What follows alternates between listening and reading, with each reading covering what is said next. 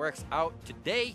Cloud9 Academy versus TL Academy. You can see 5 and 2 at 6 and 1 on their score lines. Saya and Zoe to start things off. Pretty deja vu, I think we're going to get out of Picks and Bans here today. A little bit more of AD carry focus, though, surprisingly. Start off. Right? Yeah, last game didn't have too many AD carry bans. I think there was only the second rotation. Here, Zaya and Tristan now they're just getting off already. And the Team Liquid Academy's like, you want to play this game? We can play this game, too. Here we go. So they got the Pogma ban. Cassio throwing that Callista real quick. See if they do it. The Cassio ban's a little surprising against Mickey. He does play a lot of stuff. He's shown up pretty well in the Galio, Azir as well. So the Cassio is a little surprising. Might be a bit of a throwaway ban where once Team Liquid starts pinching AD carries as well, C9's like, all right, we don't want to pinch every AD carry. So Golden Glue loves Galio. Golden Galio. Golden Galio. Maybe it's the throwaway ban to make sure they can get something. Good try, Rivet. Okay. Crap. It's going to be a ride. Super good at my job. Rye's going to be locked in first here for Cloud9 Academy. Keeping it safe, keeping it strong.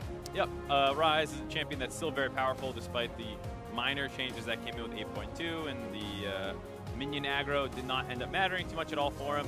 And then here, TL responds instantly with the Camille, a very powerful carry champion left up. And like we were saying, Viper played that yesterday to pretty good results, so no surprise to see them grab what is the premier carry champion in the top lane. I know he likes Riven, but I'd love to see, sorry, that's Viper. I was going to see it. I'd love to see Shiro play the Fiora on the other side in that matchup. All the volatility to the top side. I mean, Shiro does play a fair amount of carry, so we could be in for a treat up there if they decide to go with that. Jarvan Ezreal, keeping it jumpy. A lot of movement here from Cloud9 Academy to get in and out of these fights. The Ezreal, despite the nerfs, still seeing play right now. Pretty good champion for just that unfocus on the ball lane. He says, I'm going to farm, you're going to farm, we're both going to have a great old time. Yeah. Don't bother with us down here too much. So it wouldn't be a surprise to see both teams kind of go for a very top lane focused game plan with the Camille already locked in. The Azir looking like it's coming in for Mickey. So maybe the top half of the map is where most of that action takes place early on. Yeah, very true. Gnar will be the ban to make sure Shiro cannot use that. That's a little bit surprising. Another form of initiation. Because generally speaking, Camille is considered a counter pick in the Gnar. Not the easiest counter pick in the world, but still one that Camille should want to play. So I'm surprised to see TL ban that one away. Looks like it's surprised C9 too. They're like, what? Wait a minute. And thanks for the ban. They go with the Callista, as that is one of the mismatched roles right now. So, 5 AD carries. Yep, 5 AD carries. Might see a 6, though I'm not sure what you're starting to look at banning after all that. Kog'Maw, Callista, Varus, Tristana, Zaya, all gone. GP now on the top side as well. One more. Yeah, throw one more down in there. Vayne, Twitch. Yeah, Vayne, Twitch, Jhin, why not? Yeah, Sipper's actually seen some play. That's a better recommendation than Jhin. Oh, Caitlyn. Oh, God. How can we forget? It's been a bad Champions thing. I mean, we're still woozy from the last game, right? It ended? Oh, let's see what they have now for second phase of picks. 6 AD carries. 6 bot laners on the bench for this game. What do you get? What? You get a Taric, and then you say, you can pick Shiro. You can counter the entire composition. Not something you usually see. That's usually a top laner or a mid laner for red side. Yeah, we'll have to see what they choose to do. C9 will finally have to reveal their top lane pick. The Gnar and GP are two of the most common champions in the current meta, and we've seen Shiro play a lot of Gnar, so I can understand maybe that's just a comfort thing. Camille is also okay into GP, but not fantastic, so you just don't want to lose that scaling team fight advantage. Take one off the board, and it's an Akali. Hey-oh! Yes! You were asking for a carry versus carry matchup, Riv, you're getting it. Let's go. Very interesting. So, I guess when you actually get ulted with Hextech Ultimatum, you can kind of just warp out for a moment. You don't leave it, but you are invisible for the attack. Yeah, I mean, you're mostly going to be fine. Camille's going to use her W, sweeping, trying to hit you, and then maybe if she has a TMS, she can proc that, but otherwise, you're going to be safe from that ultimatum for the rest of the time. Interestingly, as we see the Vayne come in, somehow, you know, that's not the focus of Champ Select. A lot of carry champions. I feel like every time TL Academy we're casting them, it's like, well, that's a Champ Select. Every single time you're just stunned at what comes out. There we go. And yeah, but despite, you know, how much carry potential is there's not much support. You know, usually when you see these kind of crazy side lane matchups, like there's a Galio in the mid lane, and this team's got an Orianna and this kind of stuff. You know, the most you have here is the Ryze who can teleport up to join in. So this is going to be a game without too much influence from the global play. There's just not that many globals available. So if the Camille gets ahead, if the Akali gets ahead, they might stay ahead for the rest of this game. All right, we are heading on to the Rift for Game 2 of Week 4, Day 2. See the compositions. Pretty angry on the side of TL Academy. They can take basically any fight they want, but that's what we wanted.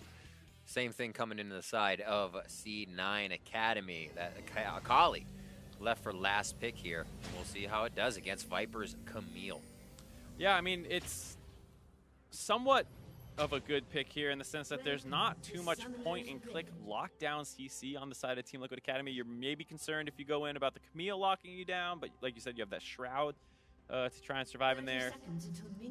The Sejuani can CC you, but there's not quite something where it's Alistar pull when you go in. That kind of really annoying stuff that doesn't require any targeting to actually interrupt your combos, so not quite sure. Also, going with the Electrocute, Jat and I have been spending a lot of time recently theory crafting who can possibly use Fleet Footwork just because we love that rune and its AP scaling. We were thinking about maybe Akali as a champion that likes to stay in a fight for a long time, can benefit from the healing, has AD and AP ratios, but interesting. Alas, it is not Fleet Footwork. It is Electrocute, which is honestly not a surprise. Akali generally wants to delete somebody, and that is much more effective of a rune choice for that. Yeah, quick, big hits. Or I should say small hits, but consecutive. You're able to continuously hit that.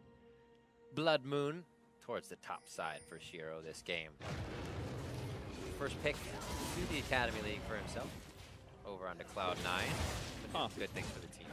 And there is a 3-man blue buff invade on TLA. Spotted out by the bot side, but they're not going to try and contest it at all. Wiggly will get that one for free. And we're going to potentially get a fair amount of vertical jungling here as Wiggly is staying in that jungle there. Going for that hard. Can go up and work on the enemy blue buff. And this is always a strange situation to play out as a laner if you're not familiar with it. You just need to understand that you have to be concerned of getting ganked at every possible moment from here on out. There's already a ward down by Shiro in that river to make sure that he's safe in case hard goes over to that side of the map. But that will time out eventually, and you're going to be up alone for a long period of time. And what a difference in health that they have in their pathing as well. You can see Hard won't even be ganking right now, but if he wants, Wiggly could get into that mid lane for a level 2 here. Level 3, actually, as he cleared out that bottom side of the camp. Possible flash here blown from Mickey, but that vertical jungling as well saves the side with Hard towards the top. And Hard knows that he's coming over now, does have smite. He'll be able to secure this. Blue buff away, he's got to be a little careful, but the Camille has pressure up on the top side. Wiggly had no smite, trying to chase him out of there. Assault! And easily over the wall, hops to his Krugs. But that does give Wiggly and, I should say, both teams a little bit of an idea where the junglers are. At this point in the map, you would generally know they're switching sides. But it's still good to have it. A really big advantage for Wiggly. He started in the enemy team side. He got all 3 camps on the bot side of the jungle and then went up to the top side. So even though he loses his blue, he still gets 2 sides of Gromp and Wolves. So maybe Hard made a mistake after losing his red buff. He should have gone over right away to start going for those instead of going for the Raptors. So maybe a bit of a pathing error there on the side of Hard, as Wiggly should end up fairly far ahead after completing his first clear here. He's actually going to go back right now, start cashing in on some of those items, gets his Tracker's Knife right away. We're going to see what happens when these stopwatches come up. Wiggly has one in his inventory, and a Jarvan dive on somebody would be pretty grand if you could get a quick kill in. Maybe towards Viper on the top side of the map. Yeah, I like how those guys don't bring stopwatches. Passionate about that. Slam it down. It's the same on the other side, though. Shoryu and Joey can get a quick fake out with theirs as Hard clears the bot side and makes it just a little bit safer to fight another day. Let's see if he can find any eyes on Wiggly. Doesn't decide to go for Krugs. Feels like it's out of reach at the moment. Yep, just getting some vision control down there, making sure Wiggly can't find an angle. Jarvan is generally considered the superior ganker. Pre-6 over the Sejuani, so Sejuani's covering the lanes a little bit more. You see that XP advantage that Wiggly has right now, already level 4. Hard's camps are just starting to come up, so he's going to get those out. And they're going to see Wiggly. He's going to clear that ward. And there's the zombie ward passive. So good. Scryer's bloom through, allowed them to know there's not too many wards here. And wow, quick vision to just say, Hard, are you having a good time? And they give him some trouble. And that's the advantage of the XP lead that he has, as well as the fact that he stole this camp away, so he knows exactly when it comes up. They go to contest it as an entire team, but this is going to get a team fight started out. Golden Glue in a very weird spot here, but Wiggly's behind, and they instantly pinch Harden. He gets a quick shield, gets himself to safety, and now they will get Zeyzal in the middle of the fight. Does Joey have enough? He does not. I was going to say Zeyzal has enough to get a pulverized in, and Joey gets out. Everyone gets out somehow. I thought for sure a Hard was going to go down there. Well, there's no, it's like tears on Coles, on no damage. Everybody's just kind of swinging with hands open. Yeah, Hard has to evacuate his bot side of the jungle. Still a lot of vision around there, and also knows that, generally speaking, C9 won that fight from an HP perspective, so no sense going down there. Surprisingly, Wiggly not actually going to go for that Wolf camp, as Golden Glue wants to recall out. In a very scrappy fight early on. That's what I like to see. I was just about to mention 2 tiers on the side of C9 Academy, a call for Shoryu. We could have a long laning phase here as they start going at it immediately. They have small gold lead now for C9. Mostly off the back of the bot lane here. Big gold lead down there.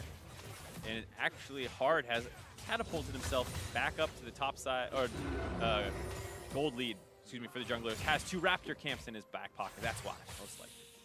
He's going to keep going. That's his bread and butter right now, as he knows he's probably going to find Wiggly on other sides of the map. He will hit the Krugs up if they have just spawned recently. He has to be careful, though, because the blue buff has respawned, or is about to respawn, and there's still a ton of vision down this bot side. So C9 Academy is more than aware that Hard is not in there right now, and they can go for this blue buff steal right away. You see them going for it here. Oh, wow, nice transfer as well with mid lane pushed up. Mickey can't even answer that with bot lane, and they even get a small room from Zeyzal, so nice timing, as you were saying there by C9. Yeah, this is one of the knock-on effects of when you have your first clear end up with 2 buffs taken on one side of the map at the same time. That means they respawn at the same time. The jungler can only be in one of the 2. And when it's a blue buff that you have to sacrifice, it feels extra bad on the side of Team Liquid Academy, because now Golden Glue is going to have that advantage, this push priority for probably the next couple minutes of the game. He can start using his ultimate to roam around, and they're not going to be able to get the blue buff on the other side, as TLA is going to have to sack that one. Yep, we also see Zeyzal with a roam up. They've pink warded on the Pixel Brush of Baron. We just had Shiro walk back and ward blue, so they're absolutely looking to deny Hard if he tries to get into that again. Great control over kind of being in the mind of Team Liquid Academy, what they may want next. See a lot of scrapping in the top side. Back and forth. Last hit, not under the turret. Quick wall jump, and that's kind of the visibility in the shroud we're looking for. Aftershock Camille, another change that Freak will be happy about. I was talking with him about win rates on champions with different runes, and in top lane, Camille actually is significantly more powerful with the Aftershock rune. Has about a 4% increase in her win rate, from about 50% to 54%. So yes, top laners, you may not be living your rune choice fantasy of damage, but it is, generally speaking, the optimal rune choice for Camille. See how he damages in that. Viper always obviously playing for one of the more aggressive skill sets if he can handle it.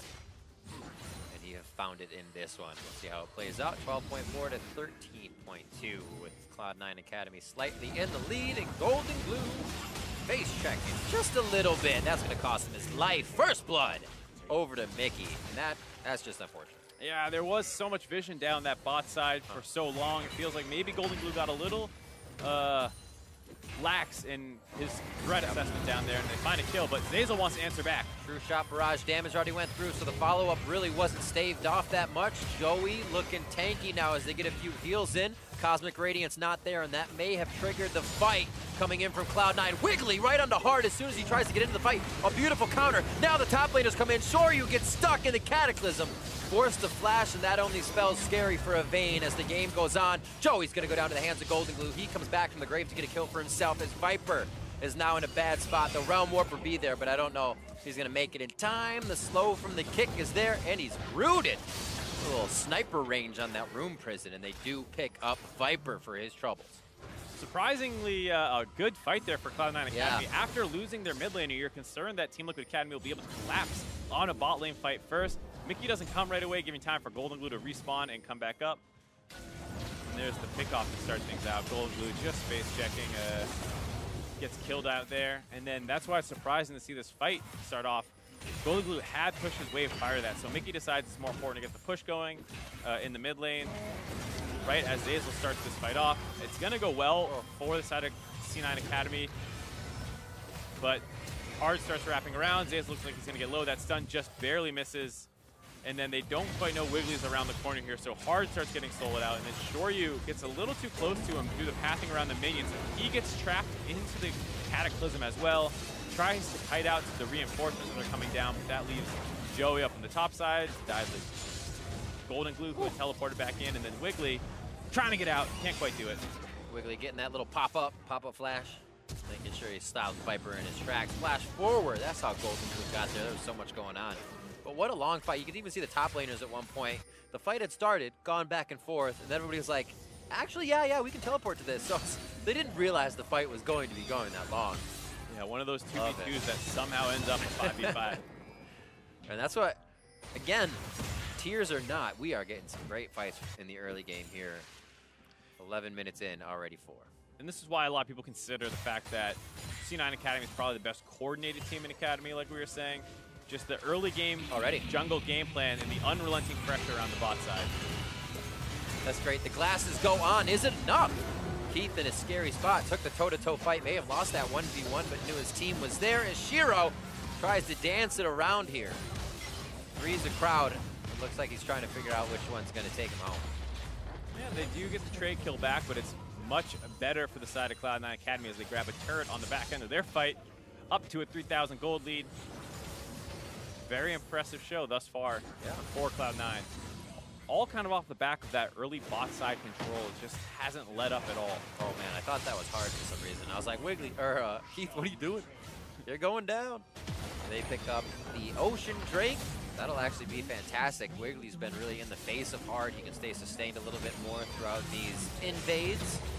As the top turret gets grabbed, a good answer from Team Liquid Academy to scoop up that global gold. Oh wow, the buff control has been crazy for Cloud9 though. That must be really sad for Mickey and Hard throughout this early part of the game.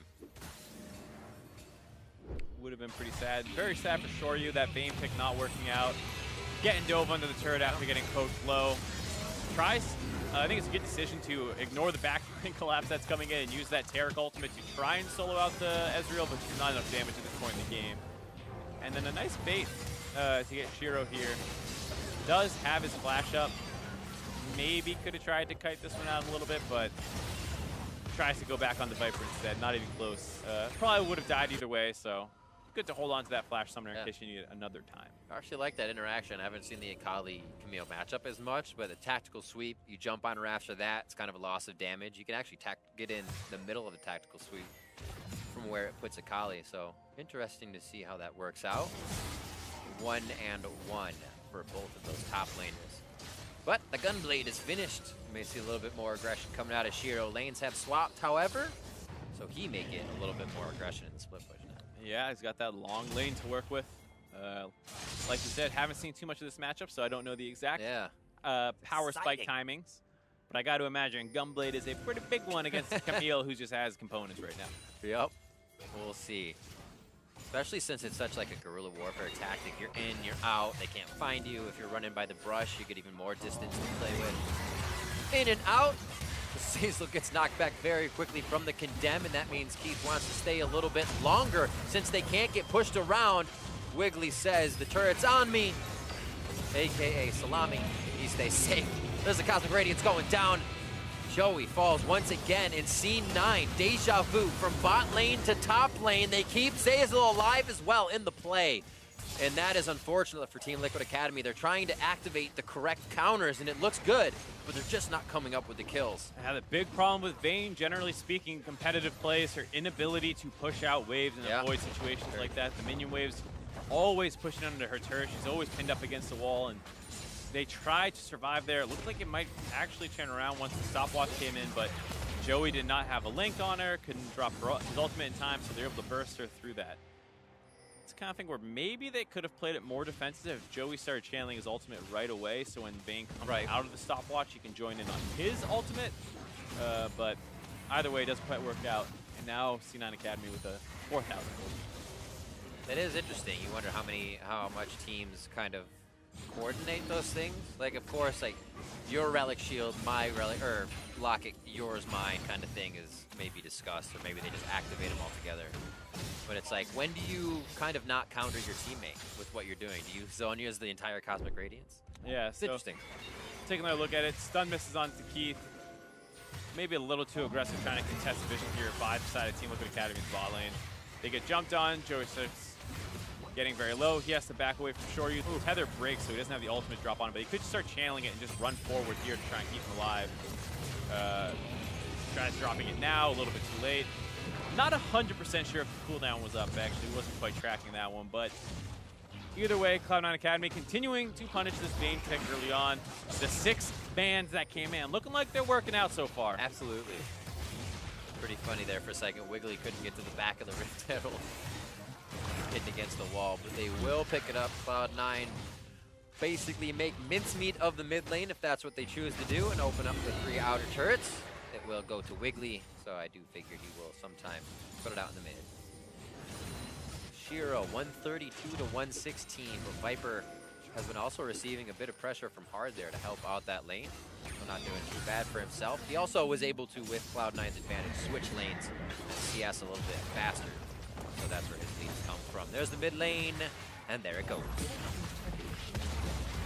Shelly does her job, knocks the turret down. Third one of the game. All outers broken now for Cloud9 Academy.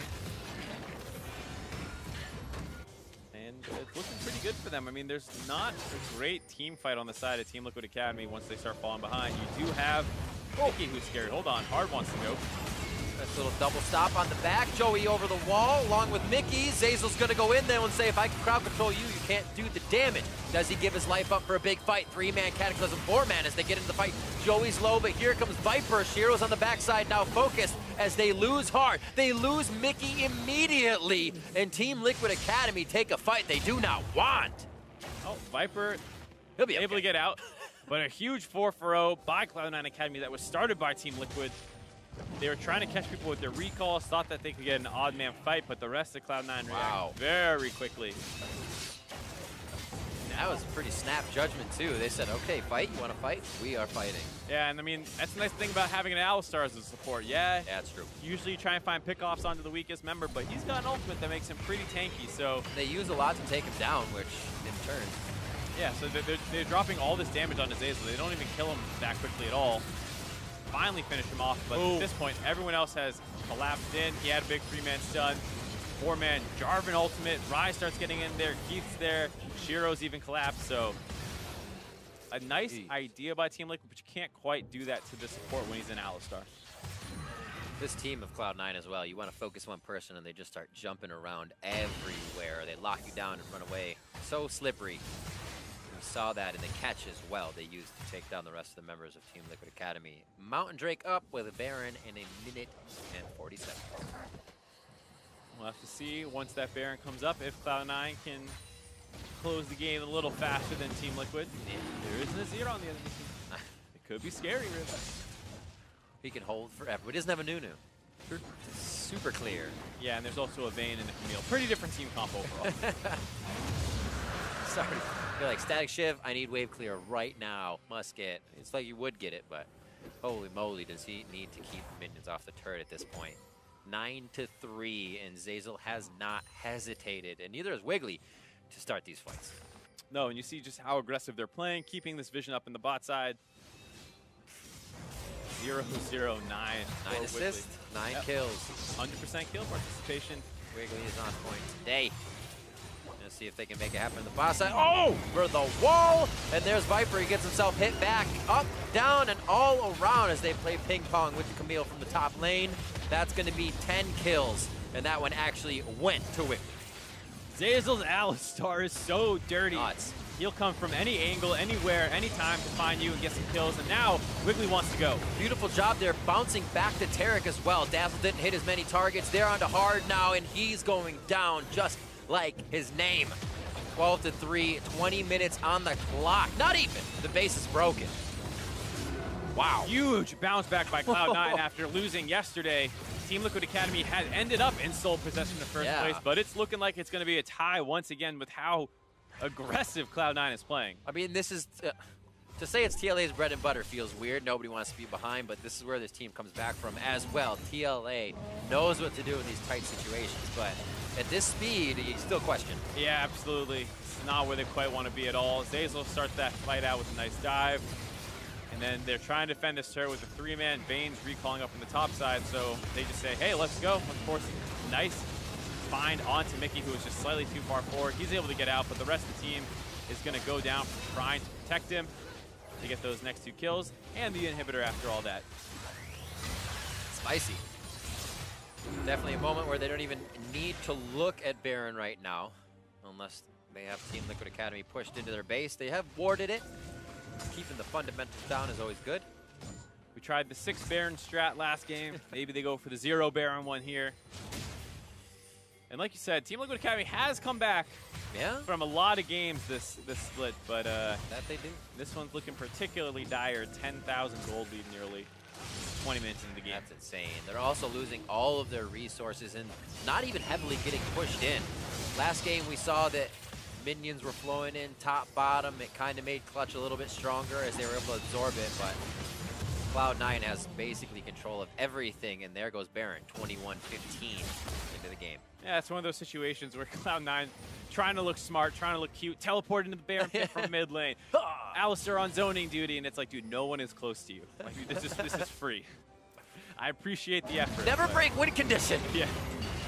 2-man bop up. Joey wanted to stay out of it. Cosmic Radiance only goes down on the 3 members, but it could be good for Mickey on the other side of the fight to use them as a shield. Cloud9 doesn't initiate all the way, just going back and forth as they jockey for position and continue to win those small fights.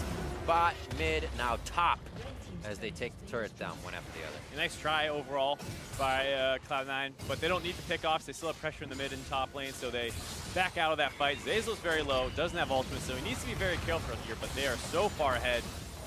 It looks like they're going to be able to take these inhibitor turrets down very easily. Inhibitors won't be too long for this world either. Mid lane's already pushing in. Control over the waves, control over the objectives, the 2 they got to take at this point. Dragon's not even going to be up at this point, so they are going for the base, and 3 inhibitors down, sub 25 minutes. Change of pace. Yeah, this is a very different game. Cloud9 Academy going to go back, going to reset real quick.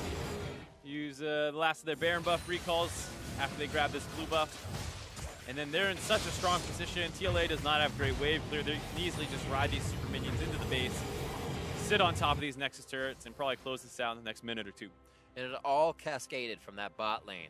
I mean, even from Champion Select, as you were mentioning again before, all those AD carry bans, a little bit of a fight in the bot lane, started off by Zeyzal and Keith saying, Tarek's not 6, let's try to hit it. And then the party. That favored Cloud9 so much, and they've been able to use that advantage. Yep. Very, very intelligent game planning out of them, as well as the cycling on the bot side jungle where they start down there. Right, they can test the second spawn of the wolves. They can test the second spawn of the blue buff. Good point. And during all that time, like you said, the fact that they have that winning bot lane as well, they're able to force some action down there. So just great, great game plan and execution by Cloud9 to snowball this one wide open, despite the fact that we had Camille versus Akali in the top lane.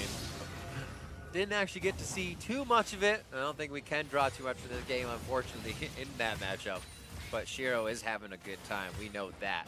1-0-11 as we take stock once again of Wiggly's score. Still full kill participation as he is having a hell of a game. What a Jarvan play from him. They're going to be onto the Nexus turrets very, very soon as that top wave crashes in. Yep.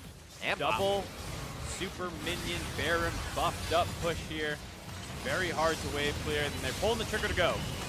Glacial Prison onto Wiggly. He's pretty big. Oh my, where did their health go? Sorry, going down fast. The Cosmic Radiance isn't even going to be quick enough as they all lose their health bars immediately. Another beautiful Cataclysm coming in from Wiggly as he helps to lock down the team fight. The Nexus turrets are falling.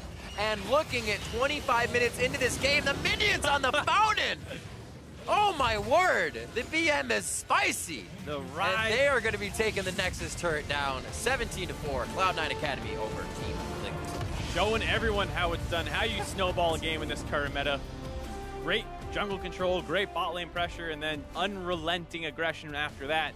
Zeyzal constantly looking for flank attempts and finding them to be able to blow this game wide open. That was insane. The thing about these kind of games is it feels good to win it, but you can't really take much from these games. They just happen. You feel good, and you hope you can do it again. We'll look at a replay from 17 minutes in here where Cloud9 was actually starting to turn this fight around.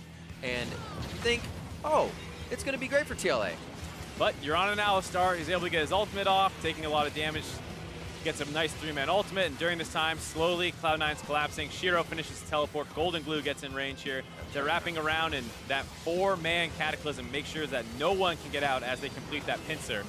And then they start finishing off the carries of Team Liquid Academy, and that was kind of their last stand in some regards. Yes, there's plenty of game time left, but after that goes wrong, there's really not much hope of winning a fight after that. Is there anything you can kind of do other than go for broke and lose even more in those games? Waited out is kind of not an option there. No. You're just getting pushed in so fast. Yeah, it's not quite the same comp that we saw last game for Clutch Gaming, where they have multiple carries who are going to be decent in the late game. Here, they have a hard time. Yeah. You only really have the Azir, and the enemy team is not waiting this time around. The Alistar is constantly finding opportunities, and they have so many tools for diving in with the Akali and the J4. Let's take a look at the final fight of the game. Just minions crashing into the base along with Cloud9 from the top side. They cycle to the bot, and they think they can get Wiggly from the side of TL, but they can't. Yeah, they drop him down very low. Looks like they do get the kill, but at the cost of their entire team. Right. Shoryu gets blown up. Golden Glue doing so much damage. He's forced out of the base. Mickey tries to get out, not quite able to do so. And there you see everyone down but Joey, and they say, 4 kills isn't enough. We need 1 more. We're going in! Take the minions in, use them to tank the aggro of the laser, and then you can just run out for free. Absolutely insane. Well, to hear more about that victory, I'd like to welcome Shiro to the broadcast via Skype. Shiro, welcome and congratulations on the victory. Thank you. So coming into the game, was kind of Akali going to be the choice? It seemed like champion select was to take the 80 carries out. Were you still just going to be on Akali? Most likely, because Akali is a really good counter pick into Camille, and she can win the lane and also be really safe. So how's it been thus far? You know, this is kind of your rookie debut season on Academy. You came from the scouting grounds. How has the transition kind of into the professional scene been for you? I think the transition has been really easy for me, because I think everyone on my team likes to or have a lot of experience, and they'll help me out a lot. And the C9 org is like really nice, and they value the players a lot. So that's awesome. Coming into something like this and now having a professional career and something you love, what kind of were your goals once you were accepted onto Cloud9? What do you want to see yourself achieving? I think I would like to be able to make it to LCS one day, but for now, I think I want to win Academy. It's pretty good. Yeah, focus I like on that. one thing at a time. Exactly. So just want to get your thoughts on the top lane meta. It's been a bit of a spicy topic amongst the community recently. So are you on the train where you think top lane's this mess? Is it fine? Where do you stand with all that? I think top lane is really balanced right now. Or actually, it's kind of overpowered, honestly. There's you can blind pick like carries, which is already like really strong. You have a lot of impact on the game. And there's also a lot of champion diversity. There's a lot of champs that you can pick.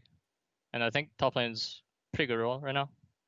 Awesome. Well, Shiro, congratulations on the win. Thanks for taking a second to join us here on the desk, and best of luck as you guys move forward. Thank you. So pretty happy about the win. a man of few words, but he knows what he wants to say, and I think that's what you get out of Macaulay Lane, too. You're not going to get too much back and forth in your face. He knows what he's doing. Yeah, absolutely. See, I also liked his approach. Just, I'm just here to do well in the academy right now. Like, I'm young. Exactly. I probably have a long career ahead of me. I'm not rushing into anything. That's what I like. Focus on academy right away. That's perfect. So you're going to see probably a lot from that guy. As we said, he was that first pickup, a spot grabbed by Cloud9 to say, hey, we want League. Shiro, League used to be his name, but he's already started to prove pretty well for the top side. Yep, it was a very impressive story thus far for him. Yeah. He was first pick for Cloud9 in the Drake draft. Then they moved up to grab him in the actual draft, yeah. and now he's out here performing very well. So great start to his career. Well, we'll see what he can do. 2 games down now, but we are just getting started. Next up, Optic takes on CLG Academy. Don't go anywhere.